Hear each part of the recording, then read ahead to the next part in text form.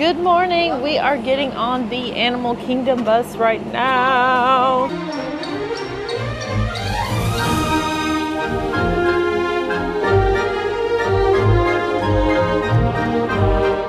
Headed to the Animal Kingdom for the morning. We are literally going and riding Flight of Passage and then coming back to the resort. That's how good Flight of Passage is. It is good enough to just go the one time. Go for that and then go back to the hotel. So, alright, go to AK. Disney's Animal Kingdom. Fun fact, you're gonna see dinosaur over there, elephant, and then a dragon over there. Dino Land still exists. It will not.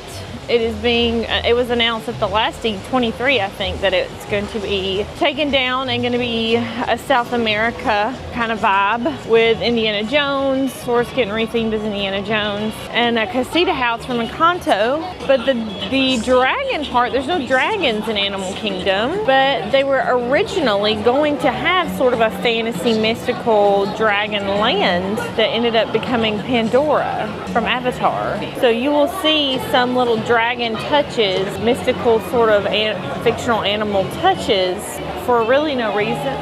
They just kind of left them. There's some signage, there's some little hidden places in the parks. Thank you. So there's your park trivia for you. This is where the monarchy is headed. Count me out. So my favorite things in Animal Kingdom are Flight of Passage, probably in this order. Flight of Passage in Pandora, or the Avatar space. Oh, what is that? She's got an animal. Oh, it's a tarantula. Oh, wow. Whoa. So, spiders use webs to catch their prey, right? But tarantulas don't. They actually just hunt their prey and chase after them. Which is really terrifying news. Thank you. You're right.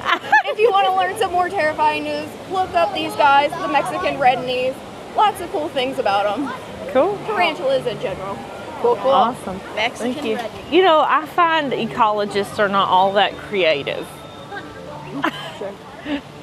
Oh, look at that. That's a white bird with a reddish beak. We're going to call that a red-beaked white boo-boo or something like that. He was part of the Wilderness Explorers, so, and if you have kids, that is a awesome thing to do at Animal Kingdom. Basically, they hunt around. There's people standing there like that all throughout the park, and the kids can engage with them and earn badges, which is like a fun kind of educational scavenger hunt for them in a park that doesn't have a whole lot of rides. So I was ranking. So Flight of Passage, then probably Everest, then the Safari, then Nomad's Lounge, which is a bar. Flaming Tree Barbecue, specifically the brisket mac and cheese. Then maybe just the zoo. Where's the corn? Oh, and the corn. I didn't realize how much I enjoyed the snacks in Animal Kingdom. But here she is. She's pretty. This is a very peaceful park. There's no nighttime shows. It closes early.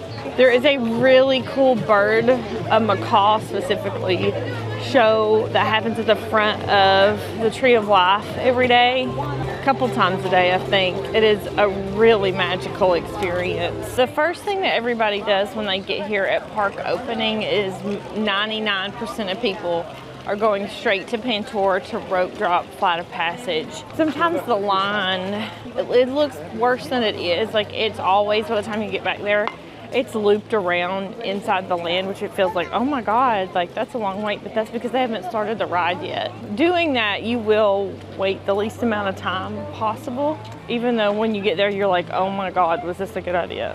Other than doing what we did, which is buy the single pass. That's the best way. And that's why we're going and riding it. Maybe get a corn if they're open. They don't usually open till 11 though. Yeah, Nomads doesn't open till 11. This is Nomads right here. It's the bar associated with Tiffin's restaurant. And Nomad is a vibe. Like, they've got the patio out there. They've got, it's very loungy, and the drinks are super yummy and unique. We love Nomads. Maybe the name of this podcast should be Disney Vibes. I'm a weaver when I walk.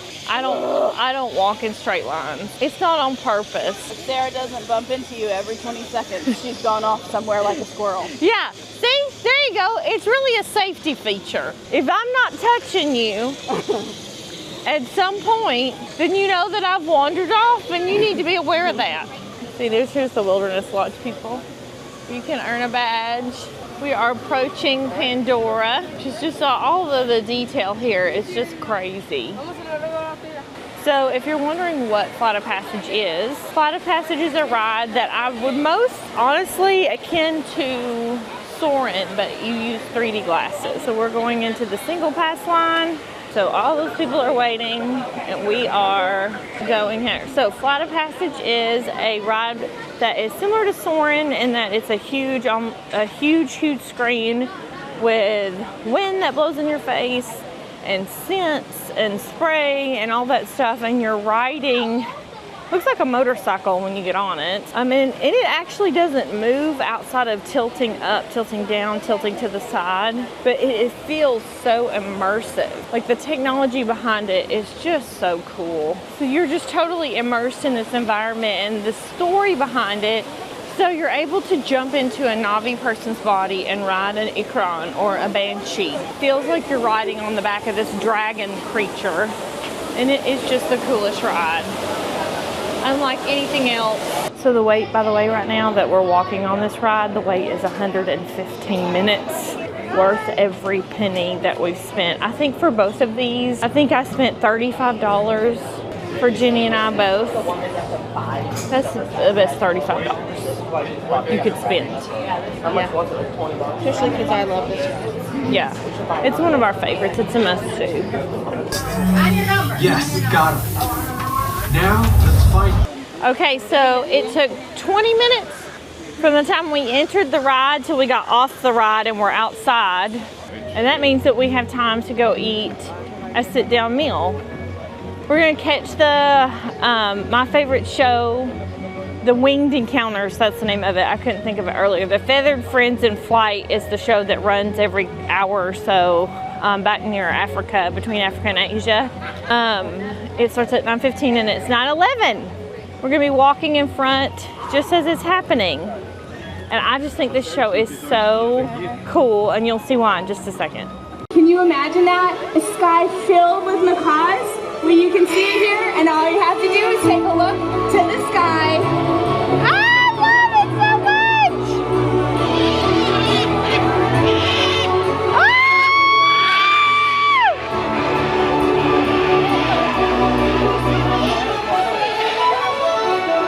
Here they come, here they come! Oh my goodness! Get close to the sky! So many different birds coming on in for a landing here.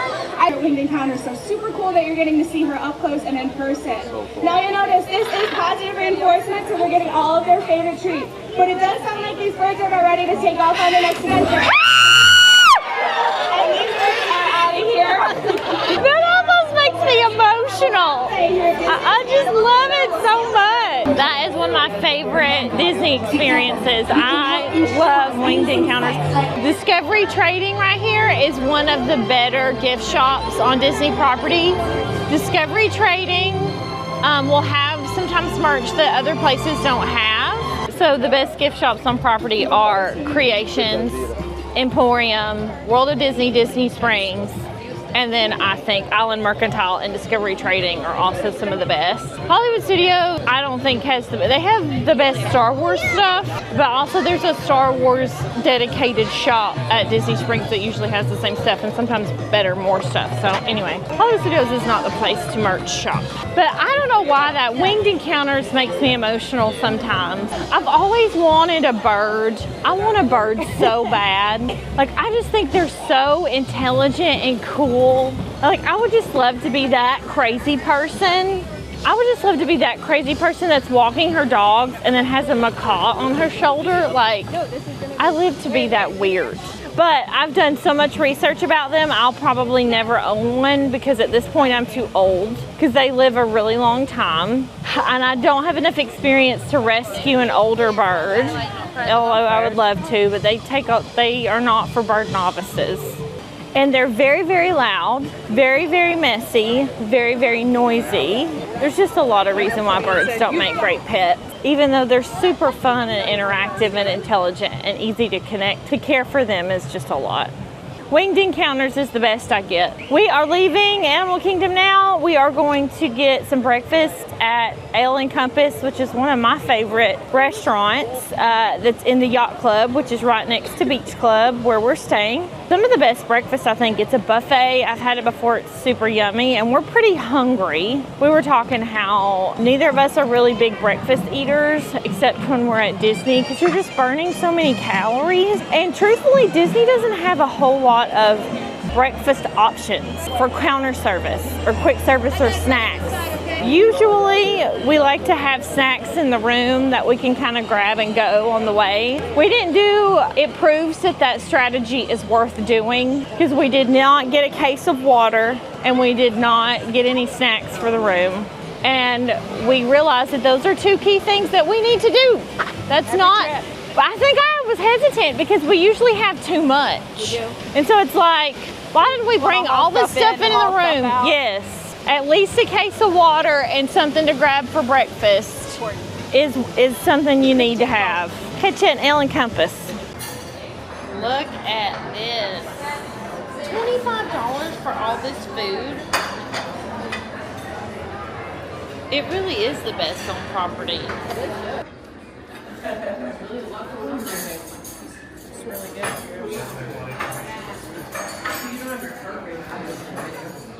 Oh, sorry, buddy. I didn't know we were coming for lime. You got it. Well, that was freaking delicious. Ale and Compass, it was $25. And I got a full entree. Plus you got the buffet that was so much food and a drink. I've eaten here for lunch too, and it's really good for lunch. Like, this is one of the more underrated Disney restaurants. These Sully ears are aggressive. Thank you. You gonna check me for a hernia? No. Okay, we are going to go back to the room, get changed, and head to the pool until about like 3 o'clock and go get ready to go to the Halloween party. In August, it's Halloween in August, baby.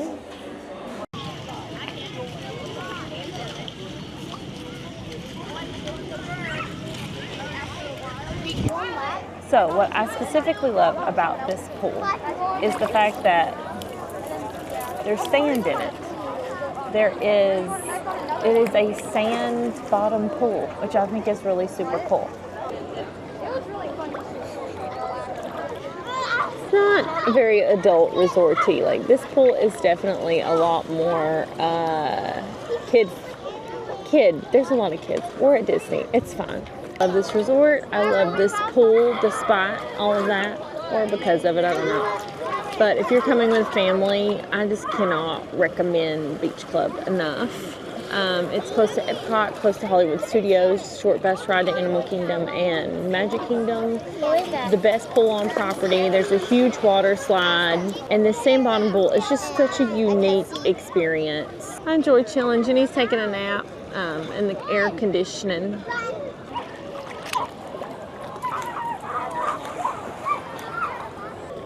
I've had so many kids be super curious in my camera, like at the parks, here at Beach Club, like anytime I'm filming. Like, one little girl, she's like, "Can I follow your YouTube channel?" Because, you know, it's such a part of even little kids. It's kind of a part of their culture. So they kind of understand it. Kids in general don't judge things, but they definitely understand it.